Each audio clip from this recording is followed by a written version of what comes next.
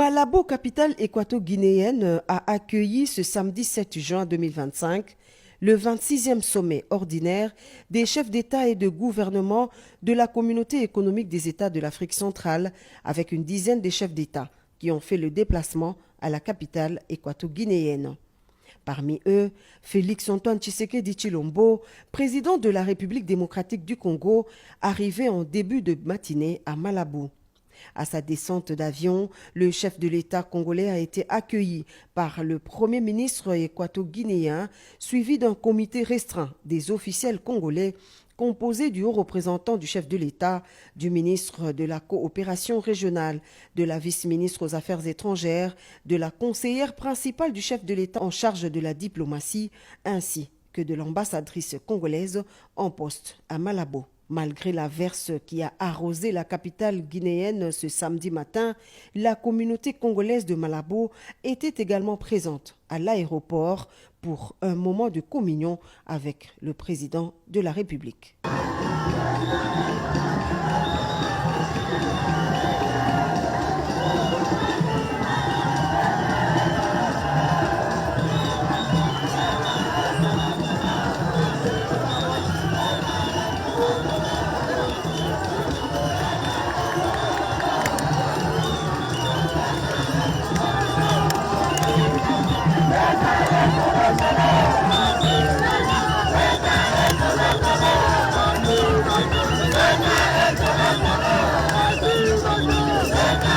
Et juste après, les dirigeants de la CEAC et leurs délégations respectives se sont retrouvés au palais de congrès de Malabo où le président Tshisekedi a eu un bref entretien avec son homologue équato-guinéen Teodoro Obiang Nguema, également hôte du sommet. C'est sous le coup de 14 heures, heure locale, qu'intervient la cérémonie d'ouverture qui a connu 4 principales allocutions.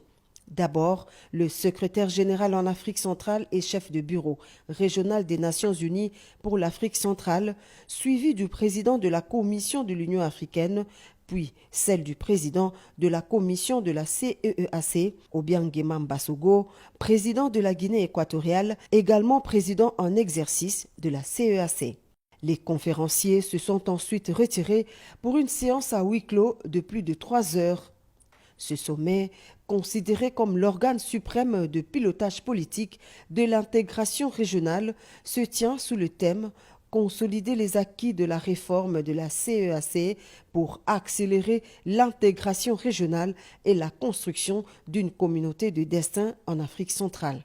Un autre point fort de cette 26e session du sommet de la Communauté économique des États de l'Afrique centrale, c'est la reconduction de la Guinée équatoriale pour la poursuite de la présidence de l'organe sous-régional africain pour un mandat d'1 an.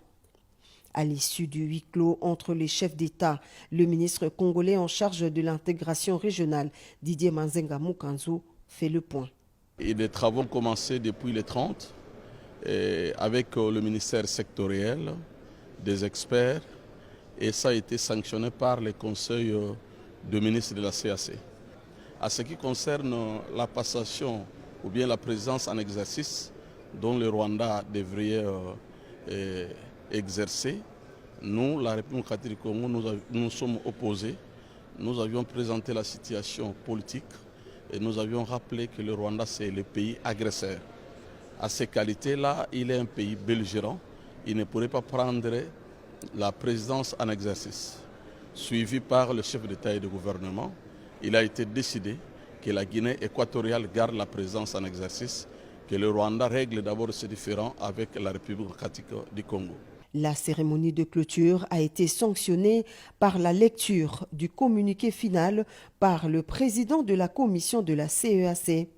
C'est tard dans la soirée que le président de la République démocratique du Congo a repris le ciel pour Kinshasa, la capitale.